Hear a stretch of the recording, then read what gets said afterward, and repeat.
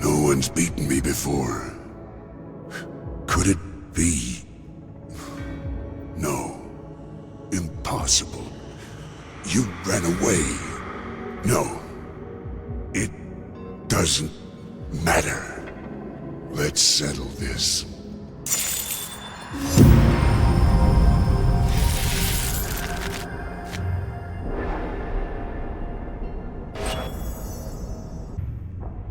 The brute is a breaker of souls.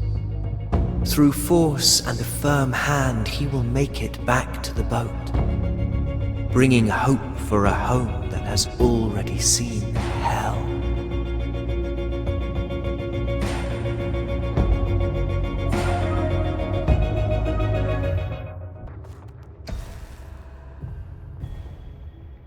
Oh, does it have to be over so soon? What you and I had back then at the club, that was special. No one ran the game quite like you, and then you ran. Why'd you run, Kris? Where are you running off to now?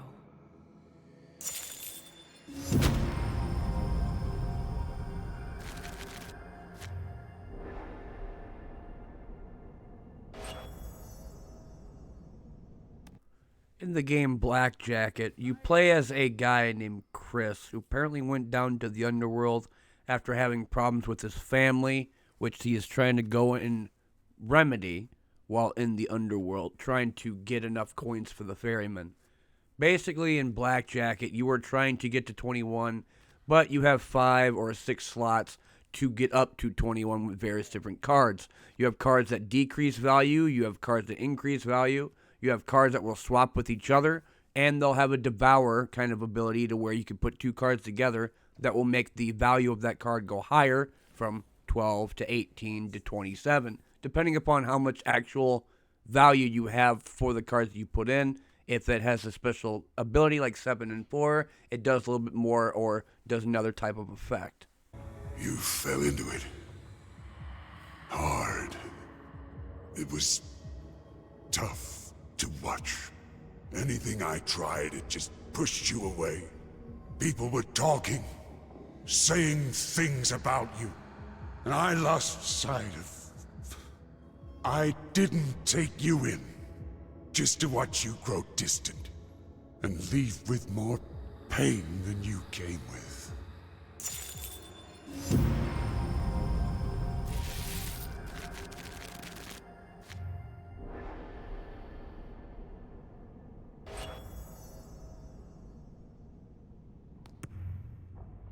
Ivel had a partner in life who longed for a home of laughter and love. But disaster struck. His darling sister died, and her offspring fell as Ivel's responsibility.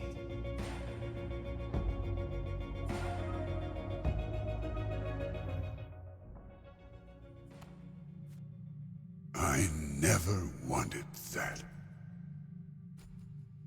The other thing I forgot to mention is when it comes down to getting an actual blackjack, and that is 21, having a card that is 11, which would be an ace, or a 10 that would be a face card, and being able to play them at the same time.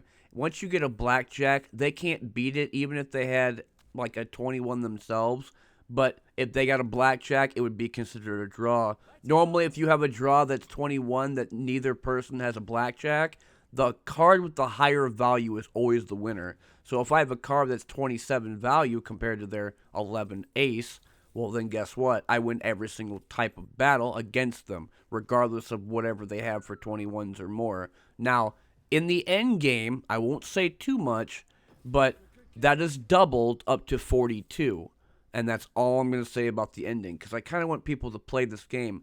Black Jacket really grew on me the more I played it. Not just the gameplay, but also the voiceover dialogue and kind of where everything is going for you, the main character, and these people that are basically your family members.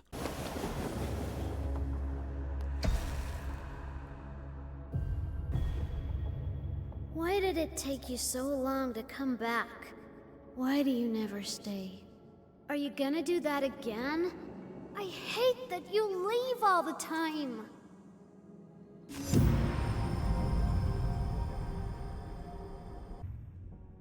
In his darkest moments, his mother is there for him. But the more Niv plays, the more he finds himself lost and forgotten. How could a lone child find his way through hell?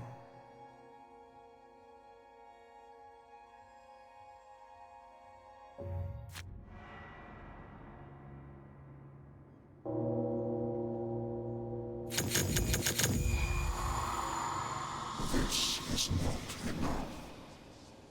Come back when you've settled your scores. After each run of the game, essentially, you will go and talk to the Ferryman because that's the entire goal of what you're trying to do. You're trying to get a bunch of coins to have the Ferryman take you back to the life that you basically lost. And while doing that, you are playing against your family members that are a couple of people, except for one that it would be technically your friend that you met at the casino playing blackjack. And the characters are Evil, which is basically your uncle as far as I'm aware, Niv, which is basically your child, Better, which is your wife, or was, and then you have Morgan, which is basically the casino person that went to go become your friend while playing blackjack. My understanding from the story is that you are going through all of these types of, like, tough situations that you regret, and that the souls that are randomly against you as well are basically your inner thoughts telling you, why did you do this? You're worthless, that type of thing.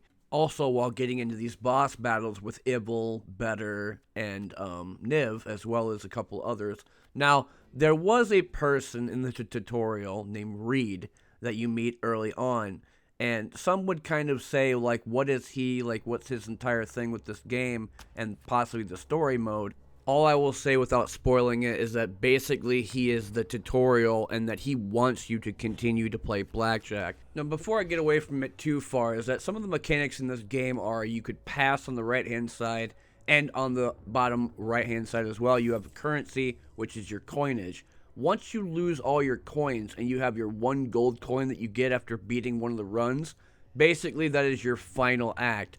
Once that gold coin is gone, the run will end and it'll go back to the start of the game where you either get some rewards that you unlocked or some other things.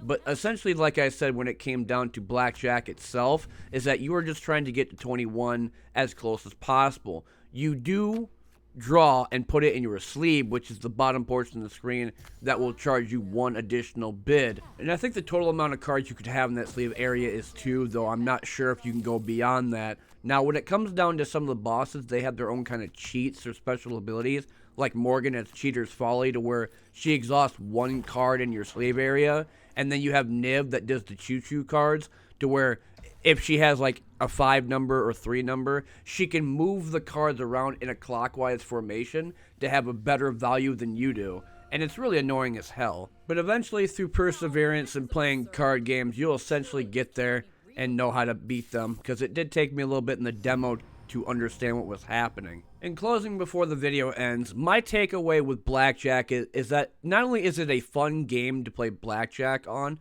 which I've seen others that didn't really meet the mark, but also it's just very fun in general to listen to the story, go through the small little cutscenes that it has here and there, and then being able to understand what was going on with the different types of playstyles. And of course you have like 8 different suits or 8 different types of decks. You have a bunch of different cards, nice voiceover dialogue like I've seen in other games like Killing Stone, and just a fun all-around game for $15. If you want to go check it out, I think there is a demo on Steam, and currently have a 15% off sale until May 26th. I think today is the 19th of this recording, so you have a couple days to pick it up for about $12.75. But anyway, I've been one nut punch, and this has been Black Jacket. If you're looking for a fun indie card game to where it has nice voiceover dialogue, pretty great story, and just fun gameplay mechanics, pick up Black Jacket for $15 full asking price, or the 15% off until May 26th. Sorry about this video being a little bit late to the party. I know I said I was going to do a video every once a week, but with work going on and having some other things pop up, I'm slowly getting down there, and I'll be having a schedule here pretty soon. Probably even stream some more as well. I'll see y'all later in the next one.